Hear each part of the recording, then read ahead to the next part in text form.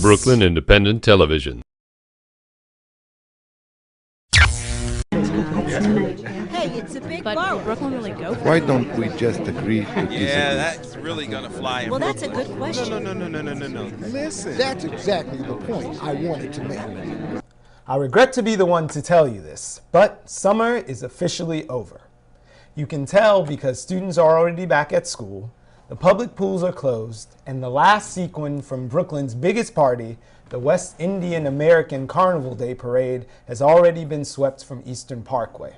And furthermore, I'm sitting here wearing a tweed tie with two of my favorite people to join us from last season. Steve Witt, the man behind the politics section at Our Times Press, senior editor there, and Carole Melhman, a board member from the New York City League of Women's Voters. And before we jump into things, I'm also going to stick in a little plug for Steve, who's sitting next to me. Along to his long list of accolades and titles, we're going to add author. He's the recent author of the soon-to-be available for purchase, The Street Singer. But we'll talk about that a little bit later and much more in depth on Brooklyn Review. So be looking out for that in the future. But back to the politics at hand. Thanks for joining us again. Thank you, Brian. Now, Vito Lopez is on his way out as the chief of Kings County Democrats. I consider him the boss. The boss. He's the boss. Right. And a lot of people are celebrating. A lot of people are celebrating, but for a long time, Vito Lopez was the man and had a very firm grasp and grip on Democratic politics here in Brooklyn, which some might say are the only politics here in Brooklyn. We'll get to that later. But there had been some chinks in his armor, though. We saw Diana Reyna, who was a former staffer who was then left and won some contests that Vito had put people up against her, as well as there was a long sort of disconnect between him and Nydia Velázquez, who also was successful after her primary challenge that we talked about last time. So had this been like the writing on the wall, guys? What's ironic about the fall of Vito, if you may, is it wasn't political corruption, which normally is what gets him. Which he's still under investigation for. I think he'll get out of the political corruption. I mean, even Mayor Bloomberg gave hundreds of thousands of dollars to his nonprofit, the Bushwick Ridgewood Senior Citizen Center. Right. And I think he's a typical Brooklyn boss. If you go back, Clarence Norman before him was indicted for corruption. Right. Before him, I think, was Howard Golden, who was the former BP. Right. And before him was Meade Esposito, who was... Right. You've gone way past my memory there, so before Golden even. Right. So I think that whoever the next person's going to be is going to wield a lot of power. So he's been, Carole, what, 14 terms is in the state assembly? Vito Lopez, is it 14 or 16? 14 terms in the assembly, and he's been the boss since '06. He'll get out of the political corruption. I mean, even Mayor Bloomberg gave hundreds of thousands of dollars to his nonprofit, the Bushwick Ridgewood Senior Citizen Center. Right. And I think he's a typical Brooklyn boss. If you go back, Clarence Norman before him was indicted for corruption. Right. Before him, I think, was Howard Golden, who was the former BP. Right. And before him was Meade Esposito, who was... Right. You've gone way past my memory there, so before Golden even. Right. So I think that whoever the next person's going to be is going to wield a lot of power. So he's been, Carole, what, 14 terms is in the state assembly? Vito Lopez, is it 14 or 16? 14 terms in the assembly, and he's been the boss since '06, and it's almost continuing a tradition of corruption that you spoke about before. I really question, although he says he's going to keep his seat, whether he really will, whether enough pressure is going to be put on him that he will eventually resign. He is, what, 71? And had some health problems. He's lost a lot of the power that really made him happy there. Right. So I kind of, I mean, that's my gut feeling about this, that he's not going to stay. I think for viewers, it might be important to define what a county chair does in the Democratic Party, and just to set parameters. Put us in that boat, Steve. Well, one, Kings County has the second highest amount of registered Democrats in the nation after Cook County, I believe. Right, for a place that's not its own city proper. Like right. Chicago's #1 and we're #2 here. So as a result of that, the chair of the Democratic Party wields a lot of influence because anybody they pick to run pretty much is guaranteed of a win because it's a one-party county. Right. As a result, what the county boss gets to do is he has a big sway over attorneys that run for civil and Supreme Court judges. Right. He has a big sway over patronage jobs. There's all kinds of political aides, kids of politicians, friends that need jobs, you know, as aides. He helps with that.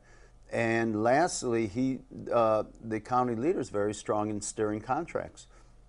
A lot of viewers might think that the real way to make money is for profits in New York City, but nonprofits do really well. They provide a lot of services, and favored nonprofits get a lot of contracts, government contracts. Right. So the person that gets to head the party gets to do a lot of this steering of, you know, the back room, the back room wheeling and dealing. So for a viewer that just votes for an election, they might think, well, I have nothing to do with who's the new county chair. It's not an elected position. It's not something that a voter, you or I, could walk into a ballot space and pick Vito or any other person to be our county person. Well, and then just to take it further, I don't mean to hog this conversation, is the way Democratic politics has worked in Brooklyn is every neighborhood and assembly district pretty much has a club. You might have heard the term clubhouse politicians. Right. And each club picks a district leader, a male and a female in each district, and they get together and they vote and they pick an overall leader. Boss. The big boss. So you've put us in the district leader. You've made a segue, although there's still a lot of stuff happening with Vito Lopez, including his predecessor, not past predecessor. We're going to talk about his successor. Who's going to be next? I've heard 3 names. We've heard Kareem Kamara, maybe in order of the longest shot. So we'll start with Kareem Kamara, another assembly person, followed by Joanne Simon, and then the guy at the top of the list seems to be former judge Frank Sedio, current attorney, former judge, surrogate also judge. One of those surrogate judge, and also one of those male district leaders. And the head of the Thomas Jefferson Democratic Club in the toughest, Canarsie. Oldest, most powerful, very old some school, would say, Democratic Club in Brooklyn. So who has it, Carole? I really don't know, but I do know there are a lot of clubs that have become more active. Some of the younger, new residents maybe in Brooklyn. Yeah. Prospect Heights has the Democrats for Reform, Central Brooklyn Independent Democrats. So we're going to see if they're going to be able to get enough influence to change the way it's always been. That's not, you know, that's maybe unlikely, but possible. Well, it's a start. So does Sedio have the job? If I was a handicapper, I would say that Sedio is a clear front runner. He in South Brooklyn, he has tremendous support. Yeah. I think that one thing that I would look interestingly if I was going to predict, and I had a crystal ball, I would say that Canarsie used to be an Italian Jewish neighborhood, and it's increasingly a neighborhood of color. Right. As a matter of fact, you know, you hear about gentrification, Fort Greene and Clinton Hill, but where are they moving? Where are they moving? They're moving to Canarsie and Flatlands and Brownsville and East New York. Yeah. And Bed-Stuy, even though it's getting more gentrified, I can't see it going the way of Fort Greene, Clinton Hill, because it's still very staid, and most people own their homes. Right. And there's a lot of NYCHA developments there and Section 8 based housing there. And I don't see gentrification really pushing those people out. But that being said, Sedio comes, he's an Italian guy, and Lou Fidler's the current city councilman. And he's about to be term limited. He's about to be term limited. Yeah.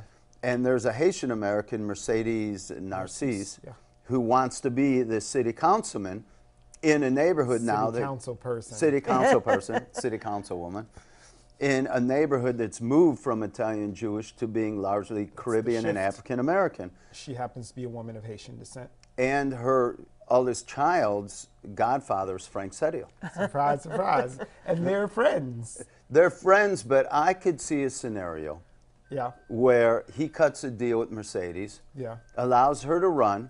He becomes the Kings County Democratic chair. By allowing her to run, he'll forge a better coalition with the Caribbean Americans, the black community, and then he'll run for borough president. Really? I have a funny feeling. I like this. You went out on the ledge. It's a very funny feeling I have about this. You know, it's like setting up dominoes, because let's go back a few months to the Sturabin Fiddler race, which was changing things anyway, because Lou Fiddler's going to be out, Mercedes versus Sedio for that city council position. He's the he's the godfather of our eldest daughter, and the Observer, their politicker, had a great headline that was frenemies, where they talked about the two of them and their relationship together. But Sturabin won that election for a seat that doesn't exist anymore. Right. And now there's still going to be space, because now Sedio might not have to be in the city council if he gets to be the boss. In general, I mean, term limits causes a lot of this shifting and movement from district delayed it by 1 year with the mayor. You know, well, let's hope Mayor Bloomberg doesn't decide for a fourth term. Post to post. But to change the conversation a little bit, I think it's important for the voters. This primary is kind of obscure, this September. First of all, it's a Thursday. Yeah. And normally it's a Tuesday, but the Tuesday was September 11th. Right. So they made it Thursday, September 13th. We've had primary after primary after primary. Right. In addition to that, you have these change districts. Right. And change polling places, and people really don't know. I know that that's a big initiative of the League of Women Voters. And that's where the League of Women Voters of New York City, LWVNYC.org, has a lot of information for voters that could be really useful, where they could check out. There's a polling site locator. The Board of Elections has one too. They put in the address. There's another thing going on, along with a lot of other voter suppression that's going on around the nation, is this intent to cancel. Notice that people are getting, that's questioning their voter registration. Right. But it's a good idea for everybody to go on the League of Women Voters website or the Board of Elections website and check their registration. So, I'm sorry, continue. You know, because of this intent to cancel. So you want to be sure that you're still registered. Right. For the primary and for the general election, which is where most people are going to really want to show up. So speaking of that election that's coming up, and one of the very tight races and most interesting races in a otherwise maybe mediocre primary season is the vote for district leaders. And I know that you have written a lot about this subject, and it's of particular interest to me because two of the tightest races are happening in North Brooklyn and Williamsburg, where I just left Williamsburg and I moved into Bed-Stuy. I'm in the 11206 now. So I'm just following where the hotness is. There's a contested race in Williamsburg, but there's one in Bed-Stuy as well. So since it's my new home, I'm gonna say let's start with Bed-Stuy. Well, I think Bed-Stuy, I would handicap that Robert Cornegy is way ahead so far as, I don't know whether he's a better, he's the current district leader, and he's running against Al Wiltshire, who's a longtime Bed-Stuy guy, nice guy. Who worked for Ed Towns, he's chief of staff. I would predict Robert Cornegy is going to walk away with this. He also comes from the VITA, which is the Vanguard Independent Democratic Club, which kind of controls Bed-Stuy. It was started by Al Van. Former assemblyman, now city councilman, and Robert Cornegy is the president of the VITA Club. And 28-year-old Lincoln Resler is up against another longtime Brooklyn, North Brooklyn, actually the chair of Community Board 1. Right. and they are fighting it out for the district leader, male district leader position there in Williamsburg. I like Lincoln Ressler. He seems to be able to raise a lot of money. He's going to spend $100,000 to keep endorsements. He had Marty out there with him. Central Brooklyn Independent Democrats endorsed him. He's got. He's able to raise money. I think he's really good. On the other side of that, and I forgot the gentleman's name. He is I can't pronounce Chris it. Olachowski. Olachowski. You're a Chicago guy. I know. Well, you know, it's interesting coming from Chicago and understanding the machine politics. This is one where I kind of like that Vito picked him. I mean, it's Greenpoint. They've never had a Polish-American district leader. Right. And even though I understand Lincoln Ressler, he's a reformer. He seems very competent. He's young. He's new blood. The other side is, you know, having a Polish-American in Greenpoint. It makes sense. And Olachowski is a known quantity. He's not someone, a Johnny-come-lately. He's been around and doing a lot of constituent peer-to-peer work in Brooklyn and in his capacity as CB1 chair. So he's not a carpetbagger. Like, he's a guy who's been around for an arc, and a lot of his campaigning has been centered around that and the way that people feel about their changing neighborhood and the gentrification that's happening, and sort of trying to blend those two worlds that are happening in North Brooklyn.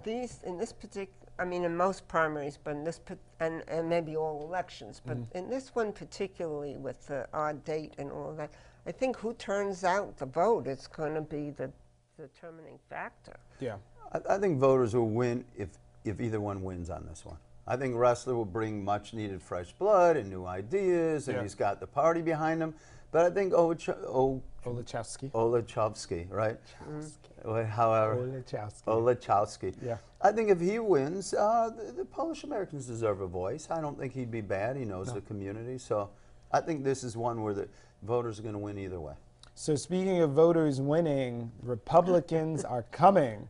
You know, Brooklyn's a longtime Democratic mainstay, but the Republican Party has been making great strides in Brooklyn and Staten Island and increasing that power base. And as further proof, we talked about Sturban beating 3-time City Councilman Fiddler. And they just kicked off their push for this election cycle. We, at our Brooklyn Review show, were just out there at the headquarters, and Chairman Eaton of the Craig Eaton is excited and saying, we're going to do this. We're making inroads. So how is Brooklyn's Democratic credentials, you spoke about as having all those registered Dems, you think we're in danger? Is Brooklyn going the way of the Republicans now, Carole? Well, it's not going the way, but there are parts of Brooklyn that are, and I look at it and I'm thinking of it as the more suburban parts of Brooklyn. And I think the part of it, I mean, there are a lot of factors involved in this. One of them is, I think, their fear of the increasing density and apartments and condos coming in and knocking down some of these older private homes in some of these areas. Yeah. I think there's the Russian influence. Call them enclaves. Right, you talking about the Republican, I cannot think of enclaves. They have lawns there. Some of the Russian influence. There's the small business. This push. The Republican trying to bring the small business person, making them feel like they really did build it. Right. Yeah. First of all, one of the reasons why Republicans are gaining, I was speaking to Alec Brooke-Krasny. He's a Russian-American assembly member. He was saying, Steve, with his accent, I can't do it right. He was like, Steve, most of my constituents are Democrats, but they vote Republican. And it kind of reminds me of, like, in the Latino vote, the Cubans that came from Florida under Castro are very Republican-leaning. Right. Whereas the rest of the Latinos, Hispanics, pretty much lean Democratic.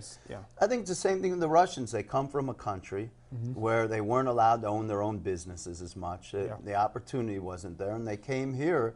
And they have very Republican conservative values. Right. And even though they might be registered Democrat, a lot of their identification is with that. And they'll flip when they vote. Yeah. And I think they're the leading cause, like in Brighton Beach and Sheepshead Bay, Manhattan Beach. I wouldn't call it suburban. You know, I think that that's a misnomer. Is Bay Ridge a suburb? No, it's basically Irish and Italian cops and Palestinians and Lebanese. But I see some of the areas though that where they're voting Republican are the older private row house. Yeah, very settled type, and old neighborhoods. Neighborhoods also. So that's why I say I think there are many streams going into this river that coalesce. You have the Orthodox Jewish community also.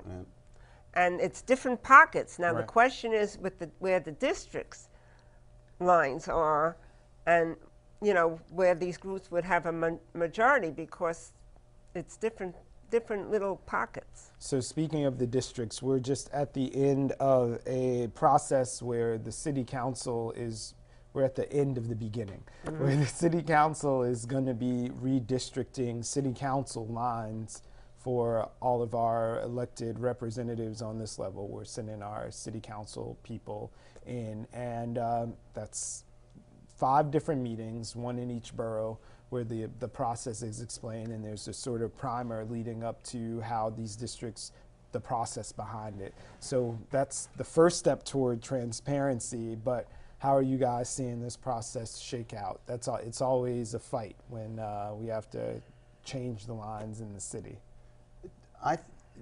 My feeling is that when they change it on a federal level, it's a little bit easier because they could do population shifts.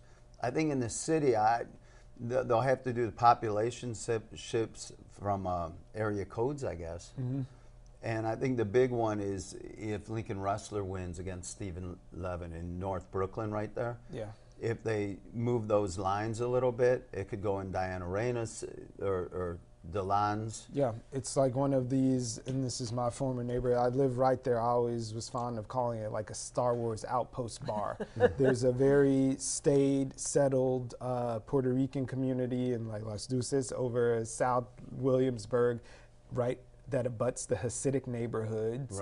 That is right next to like Marcy, where it's more, there's a stronger African American presence, and then the North Brooklyn, a lot of new young wave hipsters coming in, as well as a little bit further north, and you get to the staid Polish community that's in Greenpoint. And there's a few points where all of those neighborhoods sort of meet each other. I think that's going to be, for Brooklyn purposes, that's where the battleground's going to be over redistricting. And then we're talking about the Asian community has made huge leaps and bounds in Sunset Park, and those people need their own district. They want their own rallying cry. They want their own district. And they're deservingly. You know, and so the pressure, I mean, the pressure is always on, and the question is most of these groups don't really have enough in one area to have their own districts, so they have to have coalitions or, you know, share a person, a council member. So it's very difficult in a as diverse an area as Brooklyn. Before our interview ends, I wanted to just alert people to the fact that if they want absentee ballots for the September 13th primary, they'll have to get their applications in ASAP. I mean, they say the last date is September 8th, but that's a Saturday. I don't see how that's, I mean, the Board of Elections claims they're going to make this work. I would say get it in, get that request in ASAP, and it has to be in the day, be mailed and postmarked the day before. And then they have to make sure they're registered for the presidential, because you have your 30 days, and then the absentee ballots have to be in. So Carole, you got us in the presidential stream. Like we have to, like it's still MSN. I was watching the other day. It's only how many weeks away. They already started their countdown clock. I was watching the Sunday shows, and it was something like 78 days until the election. So okay, it's like Christmas is coming. It's one of those things now. And we've heard a lot has been made of this. We're sitting here, I'm giving away a little that it's still Republican National Convention time. We're taping this on Thursday or Monday. I just let it slip. But Mitt Romney is speaking tonight, and statistically right now has 0% of the votes of people of color, mainly black people in America, was what it came down to. So Obama country Brooklyn, is that 0% number going to maintain here in Brooklyn? Absolutely. Yeah. I see maybe Condoleezza Rice. What's her percent? Well, she's not. It's still statistically speaking, so it's not necessarily maybe 1% or something. Yeah, we had a great interview with the man behind the Tea Party in Brooklyn, who happens to be a black Republican. Maybe we'll have him back on. Maybe he's just a tea bagger right now. I don't know what the classification is, but I'm putting the invite out there so we can talk about it some more. But 2 minutes to go. Carole, please share information about contact for the League of Women Voters and a key date for getting registered. They're important things. lwvnyc.org. We have a lot of information. We will have the candidate list a week before the election. We have a national website, 411.org, to get information nationally. Of course, you have your Board of Elections website. We have a poll site locator so that you can find out where you vote, because some of those have changed. You can check your voter registration, make sure you're still registered. All of those things are available to you, and they're easy to find on our lwvnyc.org. So take advantage of that. We're also on Facebook and Twitter, and it's important to have that information, because people wake up the last minute and realize that they want to vote for one of these candidates. And they'll send your ballot right back. Don't let time catch you out there. And Steve is too embarrassed, or he's very gentle. So I'll say his book, The Street Singer, should be out very soon, so be looking for that. And we'll see you next time on Intersect. Thanks for watching. Bye now. Bye.